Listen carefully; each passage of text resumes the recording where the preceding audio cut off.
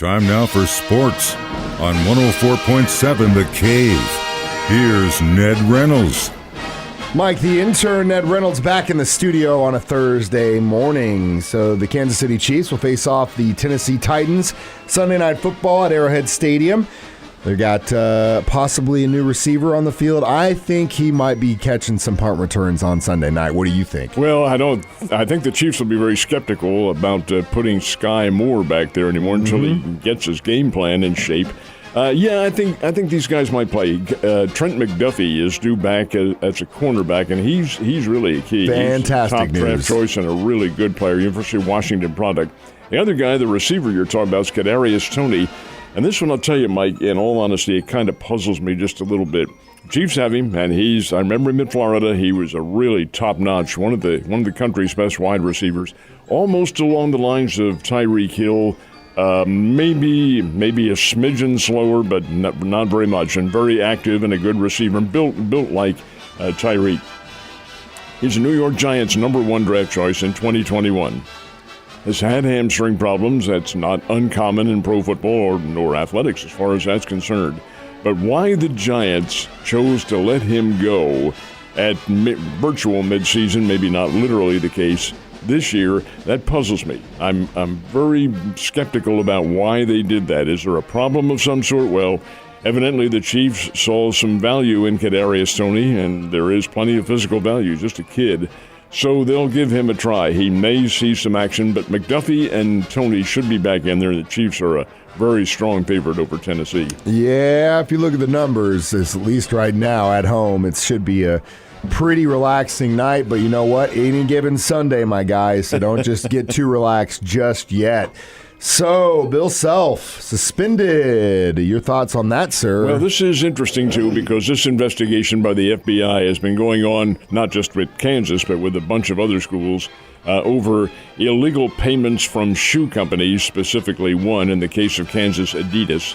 Did they make illegal payments to the school? And the FBI seems to think they did, and the university seems to think that they did, and that the basketball program at Kansas may have colluded with them in one respect. Anyway, Bill Self has been suspended for the first 4 games of the season. The suspension is the university's decision, not the NCAA. They haven't issued any ruling along this line. I'm not sure they're ever going to issue any more rulings, as much of a bludgeoning as they have taken over the past several years. But a 4-game suspension, along with his assistant coach, a fellow by the name of Curtis Townsend.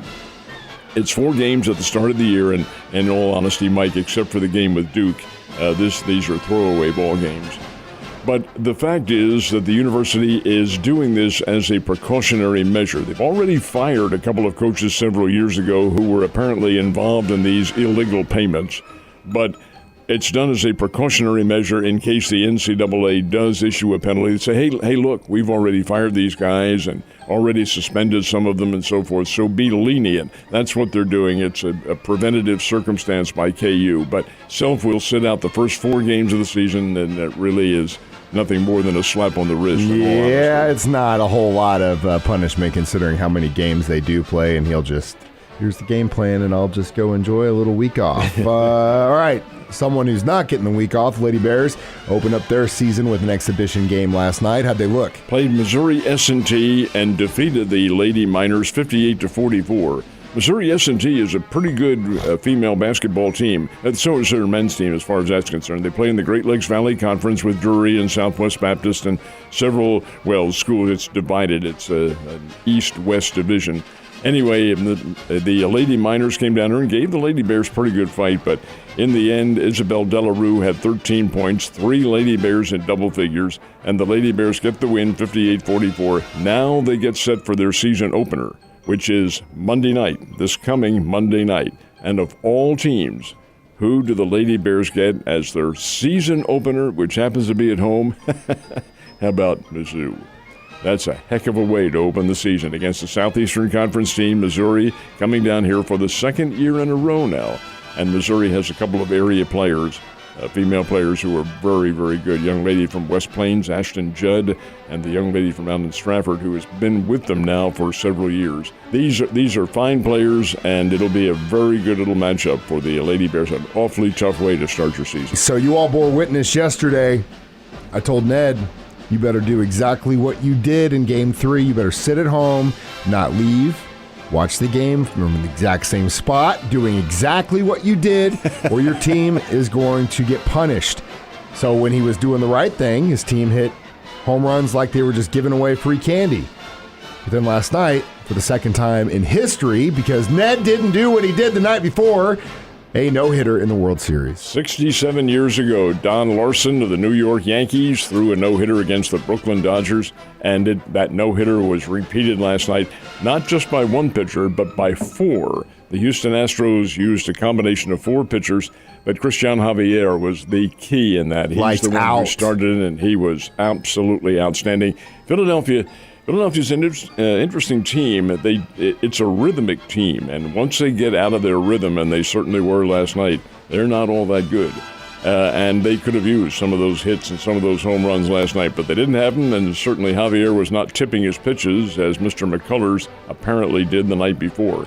Anyway, 5-0, the Astros win on the first no-hitter in 67 years in World Series history, only the second ever and only the third ever in postseason play. There was one back in 2010, thrown by Roy Halladay of the Philadelphia Phillies against Cincinnati. That was a playoff game, but not a World Series game.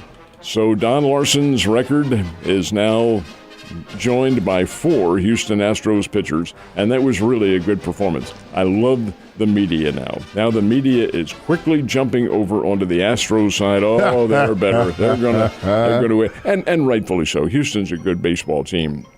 I said right from the start that they're probably physically better than Philadelphia. They have a better pitching staff, and really that's what's going to win. Having said that, though, tonight's Game 5 is huge. The winner of this one will be in command. The loser will have to win 2 straight. Those games go back to Houston on the Saturday and, if necessary, on Sunday. So really the pendulum has, in a sense, swung to the Astros side, but hey, we'll wait and see. You hit the ball, you pitch the ball, and you score your runs, and that's how games are won.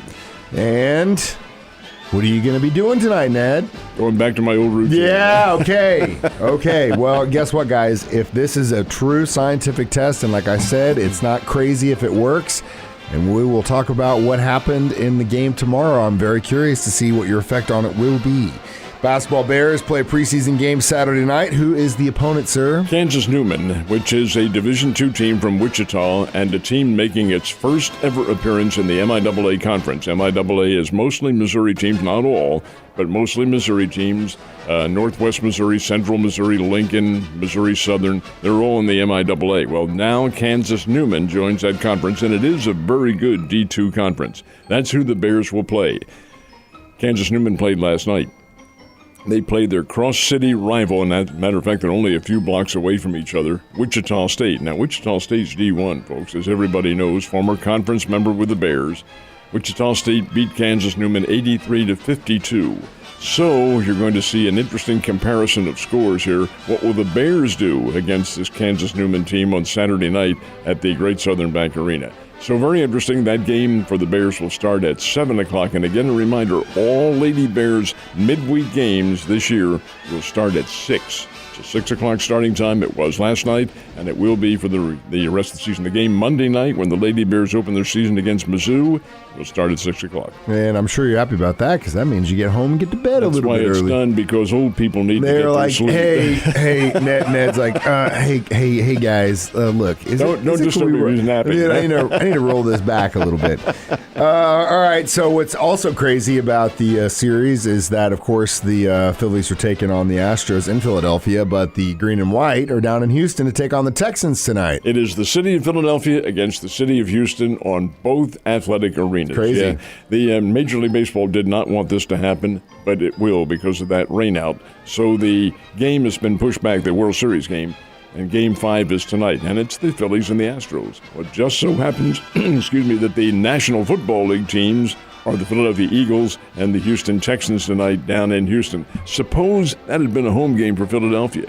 What would they have done? The stadiums are right next to each other. Yeah, it would have been crazy. Oh, my goodness sake, with that, I think one of them would have change their game. You think that, or maybe location, but that screws your schedule. I don't know. Maybe they just would have let it happen. I mean, but I guarantee you most of the people that would have bought tickets to that football game would have been people that wanted to go into the series, you know what I mean, and have the TV on to the opposite game in each stadium. You'd have to be clever. You'll get a view of that tonight, because if something happens, maybe ball 1 or ball 2, and the fans are suddenly cheering, they're watching the football game on their iPhone. On that end, if you do, you can't go to the bar because you got to go home and we're doing a scientific study here, but I will be at Coyote Sports Bar on South Glenstone tonight for the Thursday night game and the series. We'll have both going on at the same time. You mean you have a TV right in front of each other? Multiple. Every other TV. It'll be Thursday night football series, and through that entire place. Interesting to see how many watch one and then how many watch the other. Both at the same time, just like March Madness, man. It's possible. With one eye on one and one eye on the other? You kind of got to cross them a little bit. I'm surprised you haven't figured that out yet.